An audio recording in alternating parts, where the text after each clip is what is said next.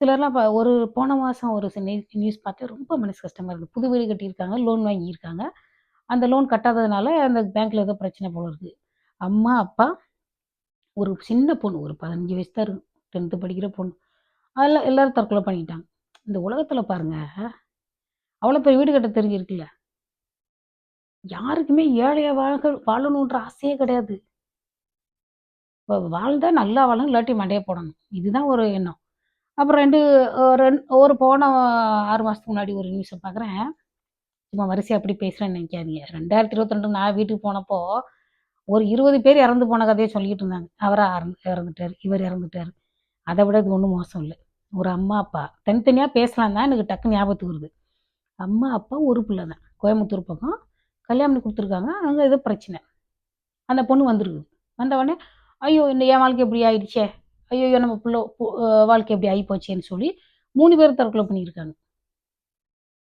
ஐய்யய்யோ! நம்மள கண்ணகியால நம்ம படுற கஷ்டம் தாங்கல. அந்த பிள்ளையோட பிடிவாதத்தினால நம்மலாம் இவ்ளோ கஷ்டப்படுறோம். ஏன்னா ஒரு கல்யாணம் முடிஞ்சிருச்சுன்னா, இன்னொரு கல்யாணம் பண்ணக்கூடாதா? ஏன் ஆம்பளைக்கு மட்டும் அ ஆம்பளைக்கு வந்து பாத்திரம் கழுவுற மாரி இப்படி இப்படி கழுவிட்டு இன்னொரு கல்யாணம் பண்றது. நமக்கு வந்து நம்மளுக்கு பெண்களுக்கு கல்யாணங்கிறது கல்வெட்டு மாதிரி. ஏதோ அதுல வந்து அட பச்சை குத்திருந்தா கூட அழிச்சிரலாம். ஒரு ஒரு ஒரு பெண் வந்து ஒரு தடவ தான் கல்யாணம் பண்ணணுமா?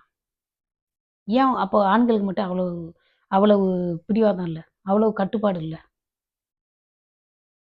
அப்ப அந்த ஒரு கல்யாணத்தையாவது நீங்க வந்து நிம்மதியா அவங்களுக்கு பிடிச்சவங்களோட கல்யாணம் பண்ண விடுறீங்களா? அதுவும் கிடையாது. நான் பார்த்து வைக்கிறேன், நான் பார்த்து வைக்கிறேன், நான் பார்த்து வைக்கிறேன். எங்க வீட்லலாம். எனக்கு நடந்தது சொன்னா நீங்கலாம் சிரிப்பீங்க. 20 நிமிஷம் ஆயிடுச்சு பரவால்ல விடுங்க. யாரோ 10 பேர் தான் பார்ப்பீங்க எனக்கு தெரியும். என்னாச்சு தெரியுமா? ம் எங்க அப்பா வந்து பொள்ளாச்சியில ஒரு ஜோசியரா பார்க்க போயிருக்காரு. இருங்க கால் நீட்டிக்கிறேன். பொள்ளாச்சியில ஒரு ஜோசியரா பார்க்க போயிருக்காரு. ஆனா அவர் துல்லியமா சொல்லியிருக்கிறாரு பாருங்க. அவர் சொன்னாராம், "நீங்க இந்த பொண்ணுக்கு வந்து கட்டாயப்படுத்தி ஒரு 24, 23க்குள்ளலாம் நீங்க கல்யாணம் பண்ணி வச்சிருந்தீங்கன்னா, அந்த பொண்ணு வந்து உங்க பொண்ணு வந்து டைவர்ஸ் பண்ணிட்டு வந்திருக்கும். யா இந்த பொண்ணுக்கு பிடிச்சிருந்தா மட்டும் தான் நீங்க அந்த பையன கல்யாணம் பண்ணி வைக்கணும். அந்த மாப்பிள்ளைய. இல்லாட்டி சரிப்பட்டு வராது. நீங்க கட்டாயப்படுத்தி கல்யாணம் பண்ணி வச்சிருந்தீங்கன்னா, டைவர்ஸ் ஆயிருக்கும்." அவர் கரெக்ட்டா தான் சொல்லியிருக்காரு. ஏன்னா நம்மளுக்கு வந்து 20 வயசுல அந்த அளவுக்கு மெச்சூரிட்டியே கிடையாது. அம் மெச்சூரிட்டியே கிடையாது. அதனால அப்படி ஆயிர கூட வாய்ப்பு இருக்கு.